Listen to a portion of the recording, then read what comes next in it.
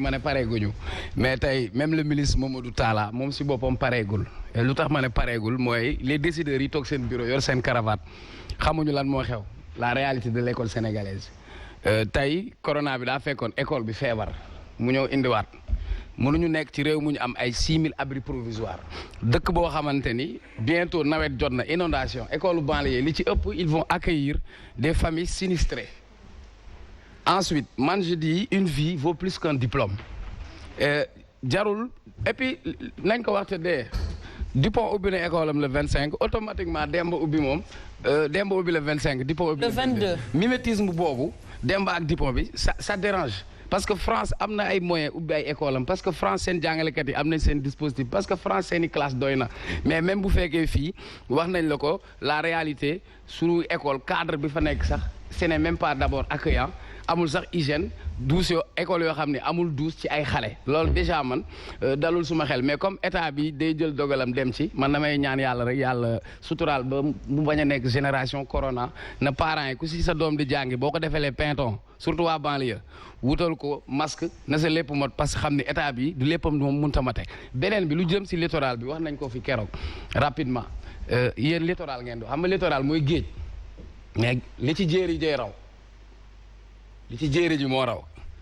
baadoole yi nga xam ni sénégalais dinañ liggéey bay bëgg a dee seen retraite mënuñoo xuloog maçon mais fii c'est une question de privilégié ça veut dire c'est comme si dañu nekk dans une république boo xamante ni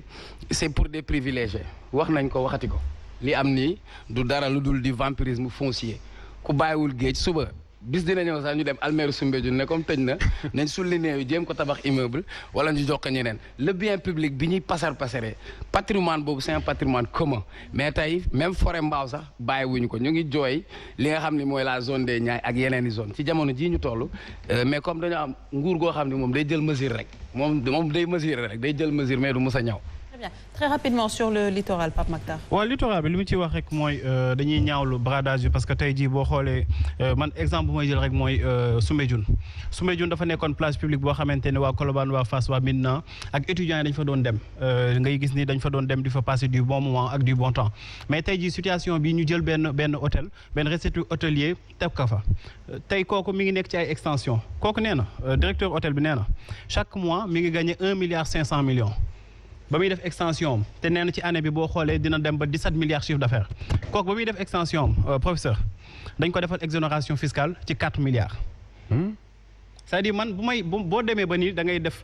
loo xamante ne utilité publique la pour rentabilité économique nan ngay waxee loolu ba noppi kooku ba muy def ay extension kooku nga waroon ko fayloo fiscalité ak impôt nga ni da nga koy defal exonération fiscale parce que lu toll ci 4 milliards parce que dafa def lourd investissement. mooy naar bi nga xamante ne moom teeru bi donc am na yu bëri yoo xamante ne tey da nga koy gis ci teeru bi moo valable ci Novotel moo valable feneen ak feneen ak feneen da nga koy gis si littoral bi gis ko feneen ak feneen maintenant après dañuy gis ay images yoo xamante ne wala ay sénégalais yoo xamante ne ñi ngi dem ci ay plage yu Malibu wala plage yu dangereuse sangu fa dee fa ñu ne ñii de ils sont irresponsables alors que ñoom bu ñu leen bàyyiloon seen plage yi nga xamante ne war nañ fa mën a sangu tey jii ñooñu dinañ sangu te duñu dee donc le grand responsable de ce grand bordel du kenn ku dul état du Sénégal nag incarné par 4 personnes Senghor ba Macky Sall amul kenn kuñ ci dédouané parce que ñi ngi commencé ci corniche est bi mujjee ci corniche ouest bi bu ñu paree ci corniche ñu nag ci forêt yi nañ jëm forêt classée de Mbao ak feneen dem ba li nga xamante ne moo faloon Macky Sall ci Malick Ba ñu ngi koy fàttali da koo fàtte te loolu yaakaar naan waru ko woon fàtte parce que taxawoon na foofu di naqarlu di naan lii aussi bu faloo du fi amati. Très bien alors je rappelle juste que peut-être dañuy on vient d'avoir sur le plateau monsieur Amath Suzanne Camara coordonnateur national adjoint du réseau des enseignants de l'APR alors justement dañuy def partie actualité donc très rapidement da ngay prononcer wu sur cette question on a parlé de la reprise des cours bu ñu jàpp le 25 juin mais également problème mu littoral bi parce que gis nañ ko de jour en jour mu ngi ñëwaat la presse ñu ngi ciy bind par rapport ak problème yi donc d'abord l'éducation. waaw d'accord maa ngi lay gërëm bu baax ci invitation bi ci dalal bi di nuyu aussi ñi ma àndal ci plateau bi sama directeur comme maa ngi moom ñoo bokk camp ensuite sama waay maa ngi jàkkaarloog moom l'insatisfait Omar waaw. ñun de Sénégal lañ bokkal camp. waaw ak yéen ñëpp quoi ñeneen ñi nekk ci plateau bi alors donc di rafetlu vraiment détail bi ak waxtaan bi fi jot a am yëpp su ma sañoon ci éducation fa laa bokk moom lay mujjee njëkkee ci littoral bi. Très bien, allez-y. waaw littoral bi li ma ci wax du bari ndax ministre de l'urbanisme keroog seetaan naa ko am na lu bari lu mu ci wax te communication yi fi jaar aussi des membres ñoo xam ne aussi suñu lañ bokk donc def nañ ci ay communication mais li ñu war a comprendre rek mooy littoral bi tey fi mu toll am na lu ci des sax lu bari c'est vrai que régime yi fi jaar yëpp am na lu ñu ci utiliser mais ñun tamit liñ ci utiliser néew na lool mais loolu la ñuy bañ toujours ñuy def comparaison mais tey am na lu ci des li ci des nañ ko sàmm te tey ñi njëkkee coow li ak ñi ci njëkk a dégg ñëpp tey ñoom ku ci nekk yaa ngi ci am ay mbóot yoo xam ne war nga ko lijjanti war nga ko wax askan bi. Suzanne xam nga li ngay wax nii. waaw mais du man kese boo ko ma cee si ko gën de wala. waaw d'accord donc ñoom ñi ko yëkkati coow li ñoom ñu ngi leen ciy tudd te aussi ñu ngi ci taqrib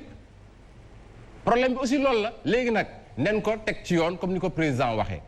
li jot a am na luñ ci mën a corriger rectifier ko ñu rectifier ko corriger ko mais ak li ci nekk ci kanam nag ñu gérer ko comme il faut man loolu laa ci xam foncier bi aussi jafe-jafe la comme ni ko président doon waxee plainte yu ci bëri yi egsi ci moom ci loolu la donc loolu nen ko xool avec les maires avec aussi les receveurs avec les autorités compétentes l'administration les impôts et domaines ñëpp ci biir donc loolu nen ko xool parce que tey xam nañ nu muy demee parce que ñu ngi ci biir population bi. éducation li ma ciy wax mooy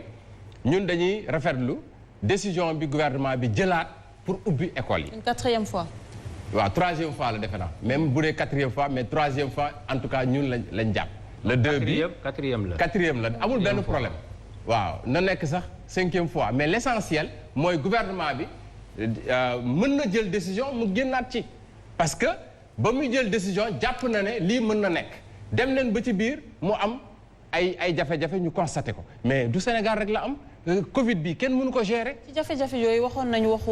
protocole sanitaire. tout à l'heure maa ngi koy laaj kii di Pape Mactar alors bu fekkee jàpp nañ le 25 juin est-ce que mën nañ jàpp ne que protocole sanitaire boobu ñu doon coow tey jii pare na baax na mën nañ ci ànd. bien entendu man loolu laa jàpp que ne liñ ci doon xaar protocole sanitaire bi maanaam mesures yi ñu war a jël yépp ak li ko war a accompagner yëpp man jàpp naa ne yemb na bés bu ñu demoon tey ba 25 juin jot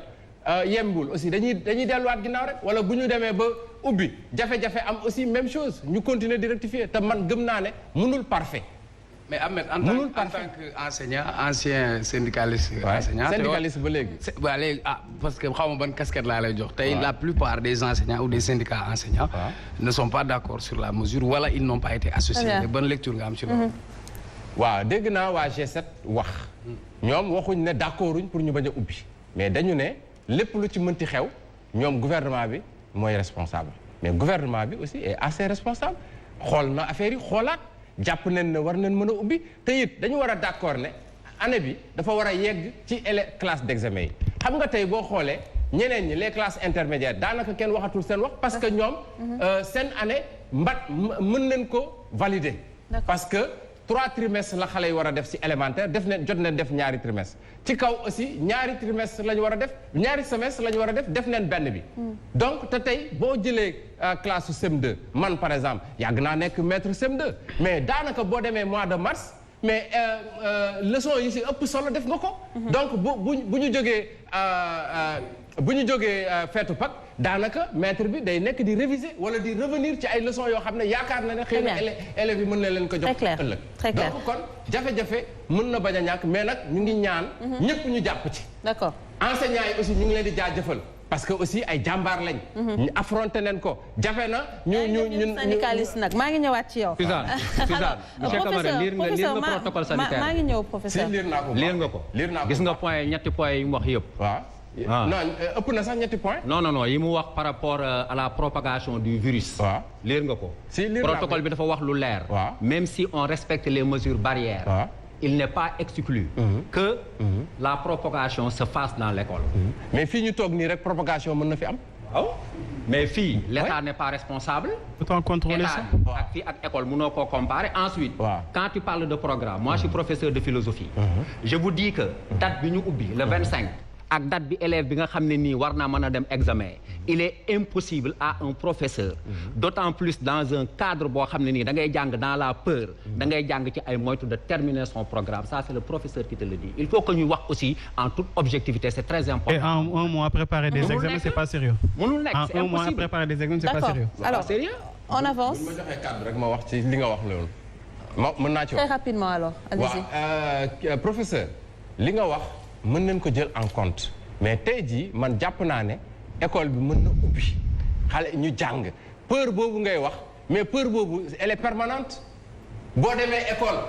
feebar bi mën na la fa dal boo demee marché feebar bi mën na la fa dal. non moi je parle surtout des programmes. les programmes. waaw. la possibilité de terminer des programmes. mais wax naa ci léegi. waaw nee naa déjà classe de CM2 man yàgg naa